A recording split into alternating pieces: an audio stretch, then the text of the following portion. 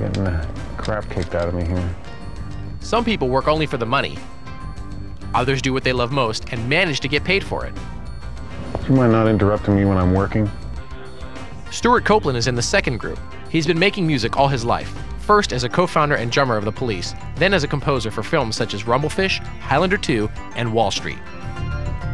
Now he's writing the music for Spyro the Dragon, his first video game project. What makes composing for video games fun? How does he do it, and why does he like it? PlayStation Underground visited his small, unmarked studio in Hollywood, where he showed us some secrets. Good, we have sound. Step one is to beat the level. Now, for a 10-year-old kid, this is no problem. But for me, I have to beat the level and figure out the jumping, and I kind of navigate my way through the levels. In the very early stage, it's a lot of fun because I find a level that I can beat and get an attitude for it, and then create a piece of music for it. But then as the game progresses and I start getting to some of the more difficult levels and I'm stumped immediately, I've got to beat this bad guy before I can stay on that level for long enough to write a piece of music for it. So I have to learn how to beat all the bad guys. And if I was having to pay for my helpline, I'd be running up a huge tab here. So then once I'm on the level and I've got a general attitude for the game, I have to, within the atmosphere of that level, have a lot of different changes happen, but stay kind of in the atmosphere. Then I go back and I look for how to make those inner complexities more complex and to have deeper sublayers and things that don't really hit you the first time but hit you the 16th time so that it can survive repeated listenings. Roll some of the crevulation off it there. Give it about 60 feet. Well, let me start something. Let me write something for you. Okay, well, I'm going to do something which is a trade secret here, but I have input quantized, which means that I can play it very badly, and it comes back played very nicely.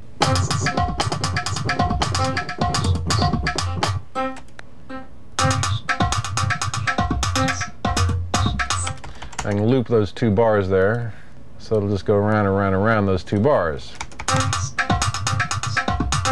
Okay, now let's get some bass going there. Okay, there's a bass line. Now let's get some drums happening.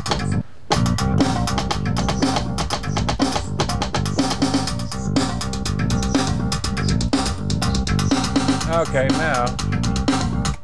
now let's get some heavy metal going here. Okay.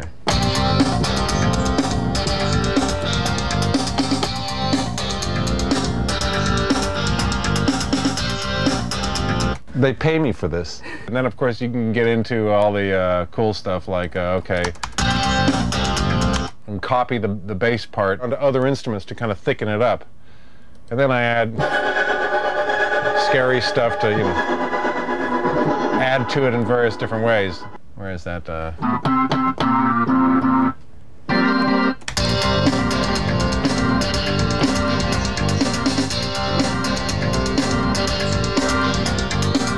Now this is really where I'm giving away the trade secrets. This is where Mozart would be jumping out of his grave and saying, I want to live in this century, where I transpose that part from there up to there, and it plays that same piece of music.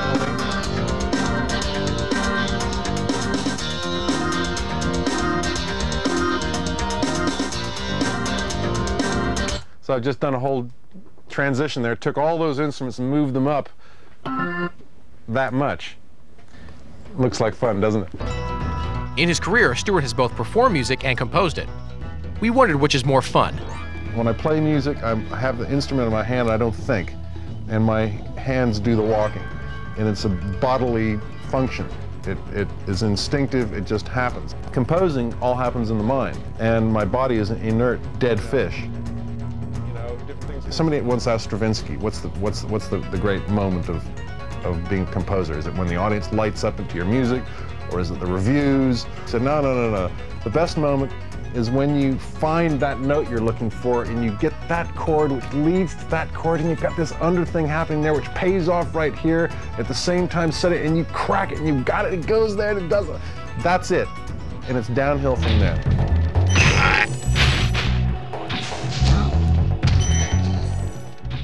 What's it like to compose for the PlayStation? the Sony PlayStation has room for high-quality music that has full bandwidth. It's the same as you get from a CD, whereas the other platforms has very thin bandwidth. And the thinness of the bandwidth puts an imposition on the composer where he has to create sounds that'll fit within that. On these CD-ROM games, there's so much space. I don't have to worry. I can load up full symphonic sounds there. In fact, I have. In this game, I've got whole orchestra sounds that I recorded in Utah.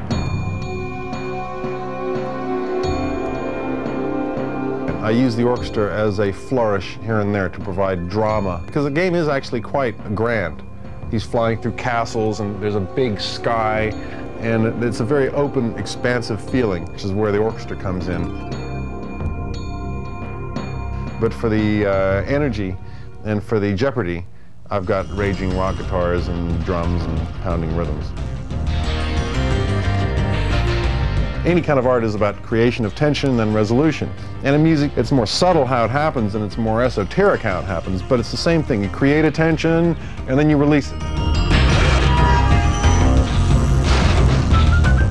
The most fun part of the process is being able to be in there like this, and I get a phone call and I can shout at my staff, "Don't interrupt me when I'm working!"